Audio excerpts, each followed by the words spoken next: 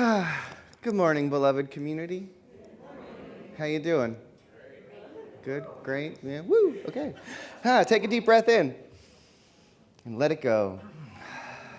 Let's take another deep breath together. Breathe in and let it go. Together one more time. Breathe in and let it go.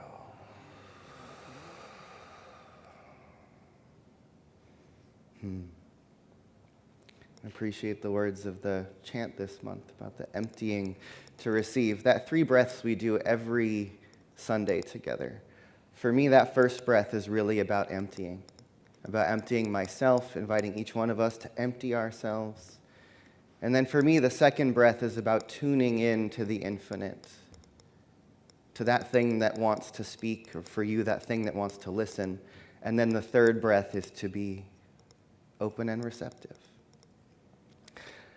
So if you don't know me, good morning. I'm Reverend Elisha Christopher. I'm the spiritual director of the Center for Spiritual Living here in Santa Cruz. I do use they, them pronouns. My ancestors come to us from all over the world. The ones we know immigrated to this country we know came through Ireland, Scotland, Austria, Holland, and I do have some ancestors native to the Americas. 2026, our theme of the year across Centers for Spiritual Living in this center and all the CS Centers for Spiritual Living around the world is open at the top.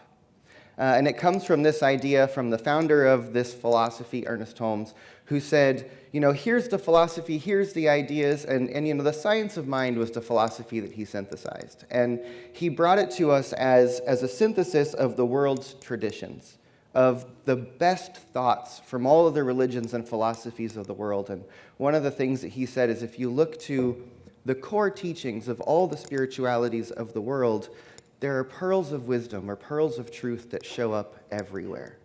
And so we're willing to accept truth wherever it's found. And then he says this philosophy is meant to be open at the top. It's meant to continue to evolve, to continue to grow as we learn new things, as we experience new things, as we come to new understanding of the universe, that we should continue to add to the philosophy, to evolve the philosophy, to emerge into new ways of practicing and being of action in the world. And I'm relatively involved in our global organization, and science of mind as a philosophy 150 years ago was really founded on the idea that our thinking creates reality, right? That thoughts have the capacity to heal our bodies, and that it's the focus of our thinking, of our choices, of our attention that creates our experience. And for, I'd say, 100 years, the real kind of core of this teaching was it's all in the mind. Everything you experience is a manifestation or creation of your mind. And I've been relatively, as I said, involved in the global organization, and in the last couple decades, there's really been an emergent conversation in the philosophy and the science of mind and in the community of Centers for Spiritual Living about taking that mental atmosphere and all of these spiritual tools that we've found to direct our own minds and heal our own bodies, and then to evolve that to be about how our consciousness and our thought is creating the world, and how we can make impact in the world, and how we can change the consciousness of humanity and address the greater issues that are happening out there. And what's fascinating is when you come across an evolutionary moment in your own life or in an organization, it's not always easy. Have you ever noticed that? There's been so many conversations I've been part of in our greater movement of the folks who've been grounded in this for many decades who say our work is internal. Our work is just in our minds. And we're supposed to sit and be spiritual and know the truth, and that's going to make the change. And then there's all this new energy that says, yes, but we also have to, once we've done that, then we need to take it into action. We need to move it into the world. We need to build systems that teach this in new and greater ways, that activate communities and nations, not just individuals. That it's about global transformation and individual transformation, but not just one or the other.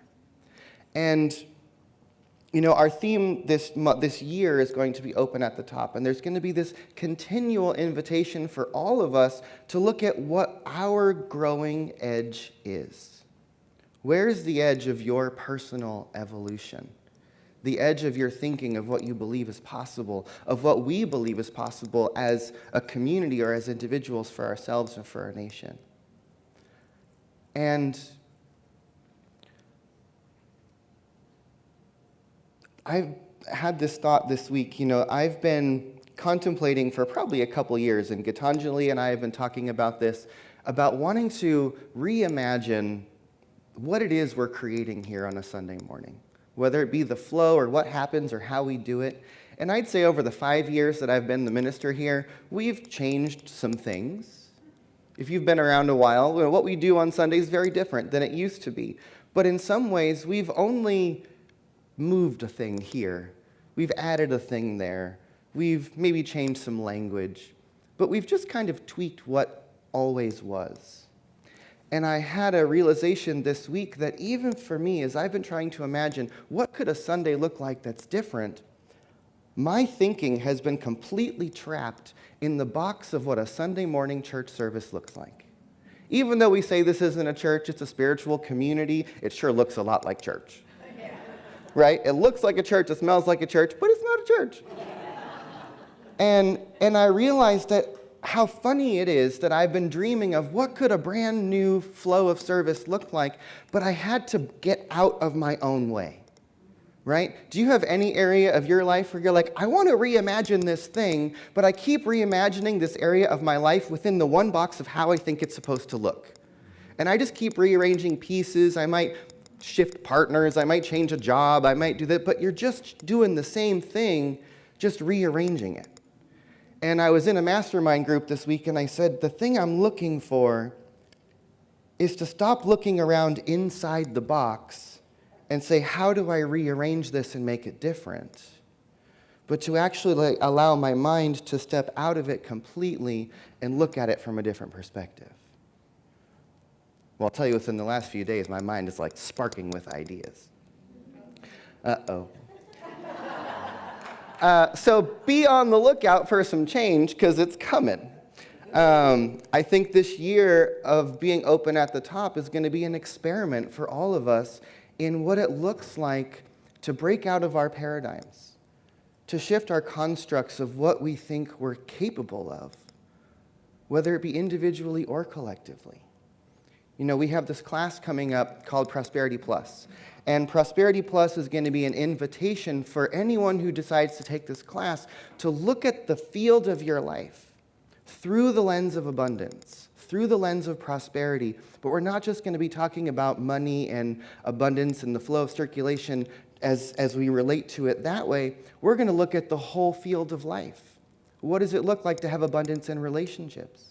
What does it look like to have abundance in time?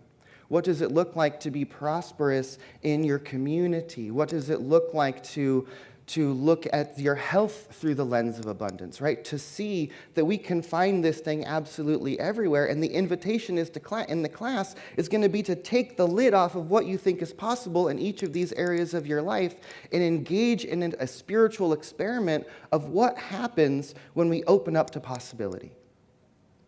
And then we get to play the game of watching it unfold. The thing that I love about this philosophy of science of mind that we teach here is that we really invite, when you get deeper into the teaching, there's an invitation to play with it. When I first came to a Center for Spiritual Living, Reverend Grace Lovejoy was on the stage, and she said, don't believe anything we teach here because it's being told to you from the stage. Don't believe anything we teach here because it's in Ernest Holmes' textbook and he wrote it and he said it was true. Take these ideas, take these thoughts, practice them. Experiment with them in your life and see what happens. Yes. And see what happens when you play with it, when you experiment with it. Right? We have this technology that we call spiritual mind treatment, which is about doing this affirmative prayer of being in a process of aligning yourself with the highest truth of oneness, and then speaking your truth into that. Our practitioners who stood up earlier, ministers and practitioners, raise your hands again. These people are here to pray with you. One of the things that I know is that the spiritual technology of affirmative prayer changes our minds. It changes our thinking. And when we change our thinking, we can experience something new. And so if there's anything that's going on in your life that you want to break out of, to take the lid off of, to see a new possibility, go see one of these people after service and ask them to do a prayer with you for your own self to open up to the new, to the more, to the next. That's what they're here for, right? And if you engage in the classes that we're offering this year, how many people took the classes who are here, who took the classes last year, or have ever taken any of our Science of Mind classes? Just raise your hand. If you've taken any of those classes, do you know that they are life-changing? Yes. So the classes are an opportunity to go deeper into the studies. One of the core pillars of Science of Mind is spiritual study. That you can't just change your life by sitting here for an hour every Sunday listening to the music and the inspiring message and looking at all the beautiful people up here and in the room. Like, you get re-inspired, you get charged up to get through the week, but if you really want to see deep change, it's about dropping in and doing the deep work and doing the study, because what happens when you get into the study of this philosophy, when you get into the deep discussions that we have in the classes, when you learn to do the affirmations and spiritual mind treatment practices for yourself, it starts to shift what you believe is possible. It starts to change the conceptions of what we think we are capable of. And these practices can open us up to more love, to more possibility, to more openness to life. And, as we move into this prosperity class and the classes coming after this, I've been thinking a lot about 2025 was an interesting year. And something tells me just the last couple weeks at least, tells me 2026 is going to be an even more interesting year. The metaphysical it has hit the fan, if we want to call it that. It has hit the fan. And stuff is up, right? And it's scary right now, right? Like, the situation in this country that is infecting the world is scary. I'm just going to name it, okay? I am afraid. Each and every day, right? We watched what happened in Minneapolis this week. We watched what happened in Venezuela. This stuff is happening more and more and more, and these people are doing what they're doing. The thing that I know is that being in spiritual community, being in spiritual practice, and being in spiritual study can buoy all of us up as we move through this difficult time. Because the world needs our best thinking right now.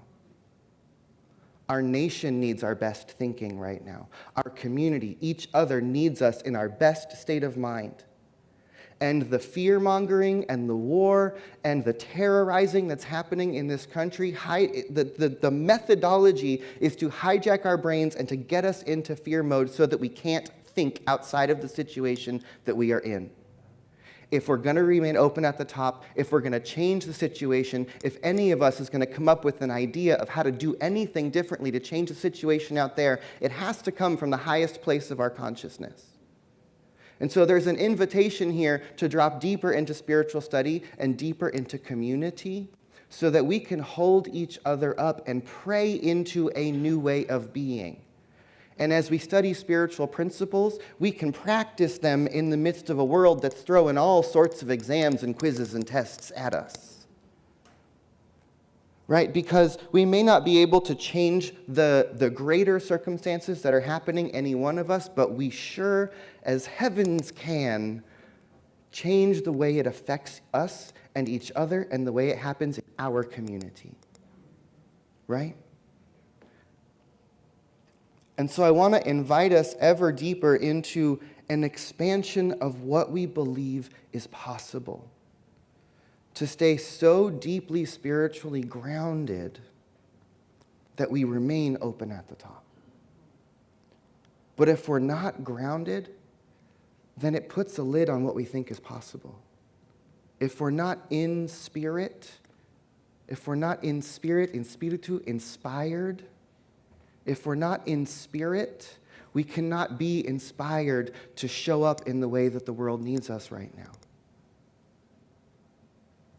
So we have to find something that grounds us and holds us together so that we have the inspiration, the motivation, and the excitement to go out there and show up, like we all should in just a few hours on Ocean Street from 1 to 3, right? There's a big no ice in our community protest today on Ocean Street. So we come into this room, we're getting all spiritually juiced up, we're getting inspired, we're going to cultivate all this energy, go grab a little potluck, and then march our happy selves down the street to Ocean Street and bring the love out there, right? Because we've talked about this before.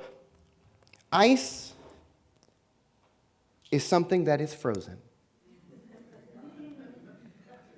Frozen hearts can only do what ice is doing. When we get down to the level of physics, heat is just about movement. Movement creates heat. Heat melts ice. We need to be part of a movement to turn up the heat, to melt the ice, to shift what's happening. You feel that? Right? So we come into this place, we come into classes, we come into meditation, we come into service, we come into our prayer circles, we come into community to be inspired, to be reminded, to keep our hearts and minds open in a world that is trying to shut our hearts and minds down every day. So realize that what we're doing together is we are lifting each other up and we are building a web of mutual support. Remember that our prayer team, our practitioners and ministers are praying each and every day. If you send a prayer request to our prayer line, to our prayer box, if you tell one of us and ask one of us to pray for you, we are praying ceaselessly. As Wendy said, our chat thread is popping every day, all day long, because someone gets a prayer request and then they send the prayer back out, and we all see that. And there's a web of prayer support that's holding each and every one of you all the time, whether we're holding you in name or not, because we are praying for the community, for the container, for our collective evolution.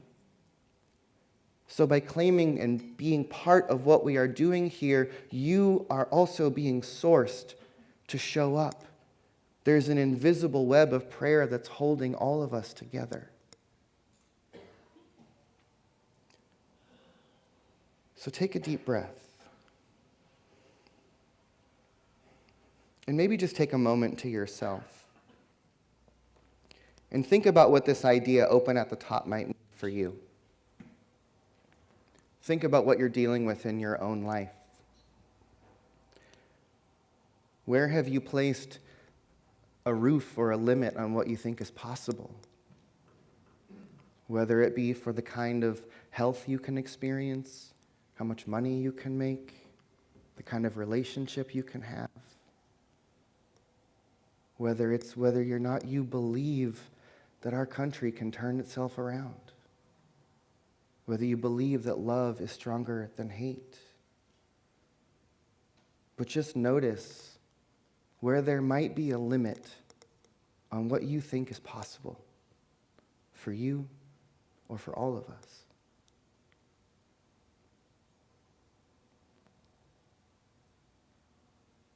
And then just for a moment, imagine what it might look like to open that up to infinite possibility, to step out of the box of what you believe is possible and look at that circumstance or that situation from the realm of the infinite. And see what shows up. And so let's all take another deep breath together and drop in a little deeper.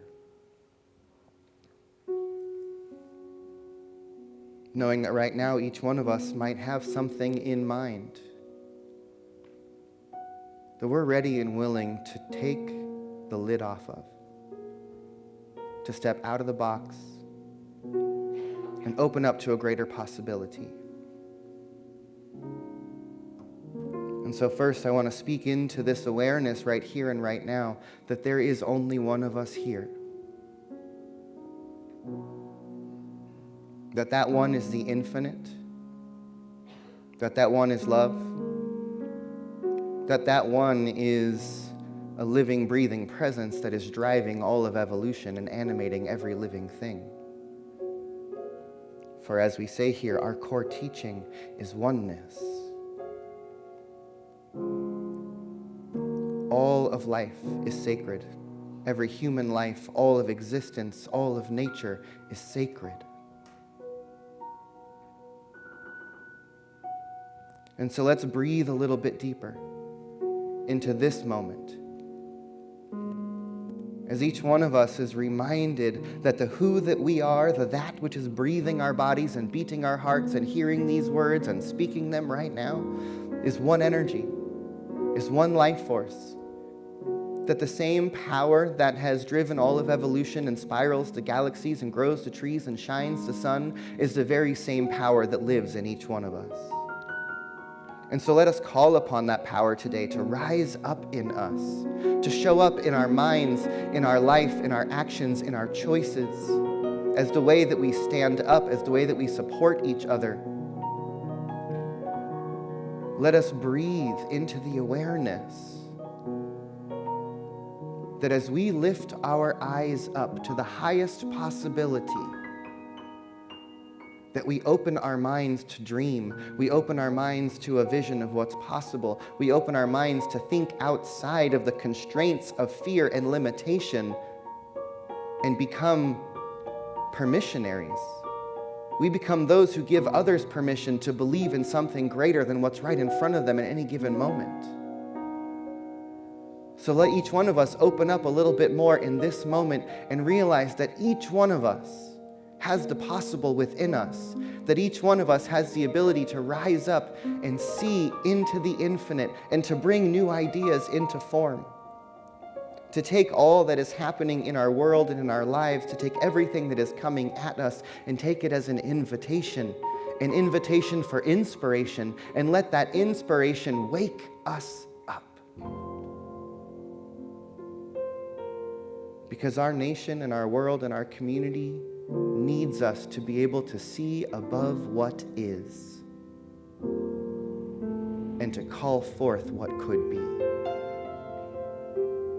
And so I'm grateful for this beloved community, for this opportunity that we continuously cultivate together to be reminded of the truth of who we are, to be invited into a new way of being, to co-creatively and together bring about something new. And so for all of that and the more, let us just be grateful and surrender again into the present moment. To breathe and to remember that we are being breathed.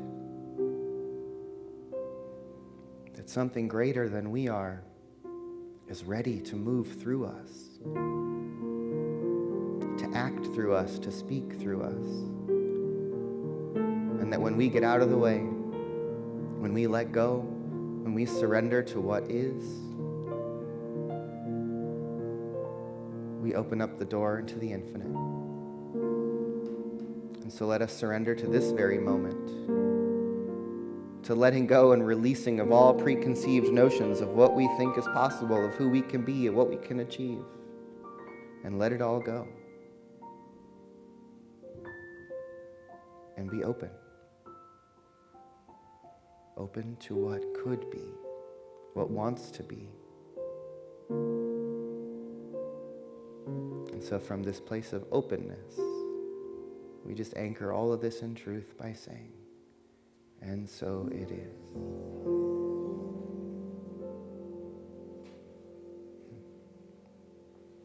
Thank you.